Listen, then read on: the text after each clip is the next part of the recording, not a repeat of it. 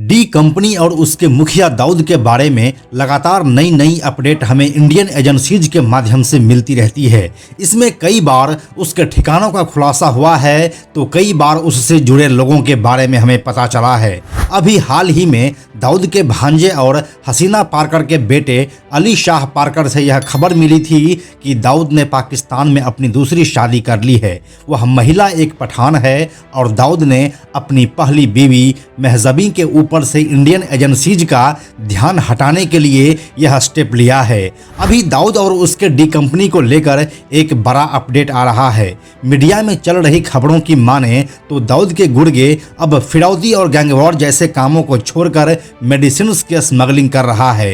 ये स्मगलिंग कहां से कहां हो रही है और दाऊद की डी कंपनी इसे कैसे ऑपरेट करती है, आइए आपको बताते हैं सब कुछ आज के इस वीडियो में। हेलो एंड नमस्कार, मेरा नाम है प्रशांत और आप देख रहे हैं बेजोरजोरा.com का YouTube channel. Underworld don Dawood Ibrahim Kaskar आजकल अपनी दूसरी शादी को लेकर चर्चा में है, लेकिन एक बात जिसकी चर्चा नहीं हो रही है वो है डी कंपनी के बदले तौर तरीके। एक समय फिरौती, जमीन कब्जाने, सेटलमेंट, ड्रग्स और स्मगलिंग के जरिए दहशत फैलाने वाले दाऊद के कारोबार अब बदल गए हैं। सेंट्रल एजेंसियों के सूत्रों ने बताया है कि अब डी कंपनी भारत से दवाओं की स्मगलिंग, मोबाइल फोन चुराने और बिल्डिंग गिराने के ठेके लेने जैसे काम भी कर रही है। हालांकि ड्रग्स और गोल्ड सिल्वर स्मगलिंग अब भी उसके मेन बिजनेस हैं। अब दाऊद सफेद पोश कारोबार में भी इन्वेस्ट कर रहा है। NIA की एक चार्जशीट के मुताबिक पाकिस्तान के कराची एयरपोर्ट पर दाऊद और उसके रिश्तेदार बिना चेक इन चेकआउट के ट्रैवल करते हैं। इस बात का जिक्र हम इससे पहले वाली वीडियो में भी कर चुके हैं। NIA के सूत्रों के मुताबिक दाऊद इब्राहिम धीरे धीरे गलत धंधों से खुद को दूर कर रहा है। डी कंपनी का पूरा ऑपरेशन भारत के बाहर से चल रहा है। यही वजह है कि साल 2001 के बाद से मुंबई में कोई गैंग वॉर नहीं हुआ है।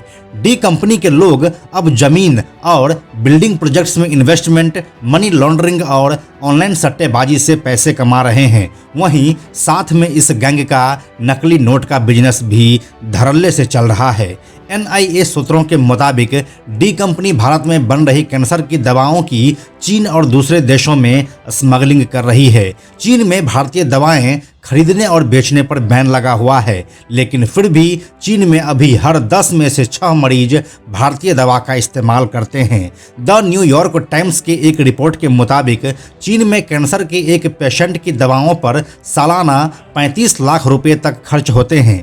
ये भारत से 10 गुना ज़्यादा है। डी कंपनी इस आवश्यकता का फायदा उठा रही है और चीन में मौजूद ड्रग परचेजिंग एजेंट भारत में डी गैंग से जुड़े लोगों के साथ इन दवाओं की स्मगलिंग करते हैं। हम आपको बताते चलें कि नवंबर 2022 में दिल्ली पुलिस की क्राइम ब्रांच टीम ने हरियाणा के सोनीपत में कैंसर की दवाएं बनाने के रैकेट का पता लगाया था।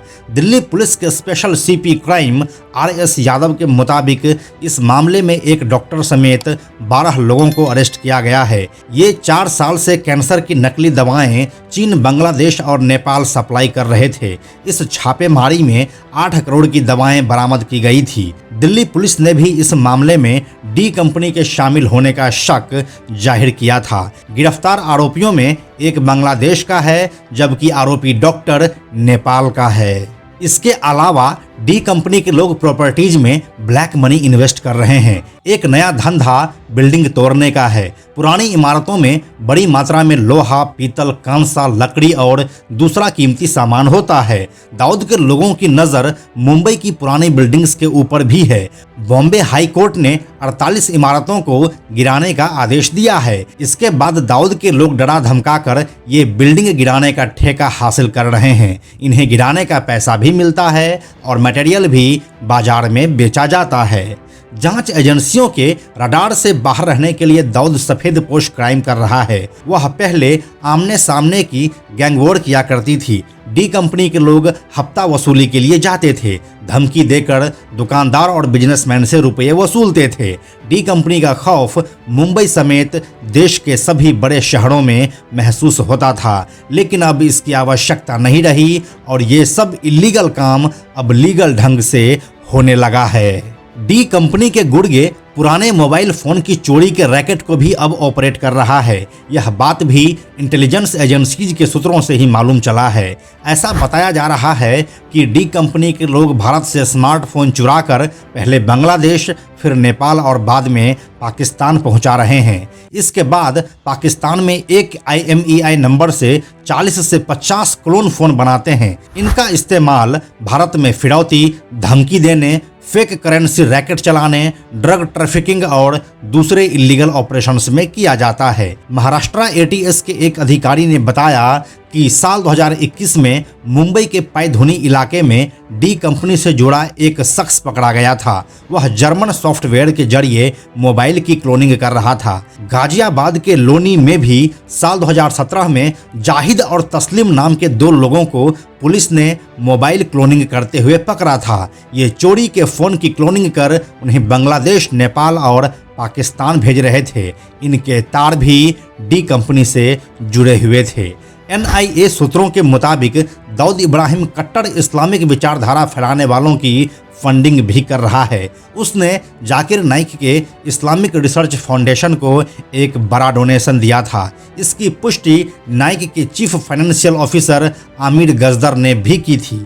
आमिर ने बताया था कि दाऊद ने एक मीडिएटर सुल्तान अहमद के जरिए यह डोनेशन दिया था। इसके बाद अब ईडी को शक है कि गजदर ने नाइक के NGO के लिए 200 करोड़ से भी ज़्यादा का डोनेशन जमा किया है। इसी तरह के कुछ ऑपरेशंस से डी कंपनी और दाऊद अपना धंधा आगे बढ़ा रहा है और कुछ भी ऐसा वैसा एक्टिविटी करने से बच रहा है जिससे कि वह इंडियन इंटेलिजेंस एजेंसीज से बच सके।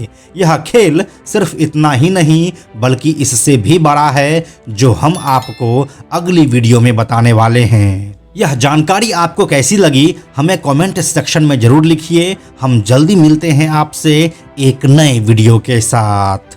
अंत में एक और ज़रूरी बात, हमने बेजोड़ जोड़ा का एक टेलीग्राम चैनल भी बनाया है जहां आपको हमारे सारे वीडियोस के लिंक सबसे पहले मिल जाएंगे। इसलिए आप लोग टेलीग्राम पर भी हमसे जुड़ें। टेलीग्राम पर हमसे जुड़ने के लिए सिंपली आप टेलीग्राम ऐप के सर्च में जाकर बेजोड़ जोड़ा लिखिए और चैनल पर जाकर ज्वाइन बटन क्लिक कर दीजिए। आप हमसे जुड़ जाएंगे। यह वीडियो अगर आपको पसंद आया तो इसे लाइक और शेयर जरूर करें। आने वाले वीडियोज़ के लिए बेजोड़ जोड़ा को सब्सक्राइब करके बेल आइकन को टच करना ना भूलें। Thank you so much.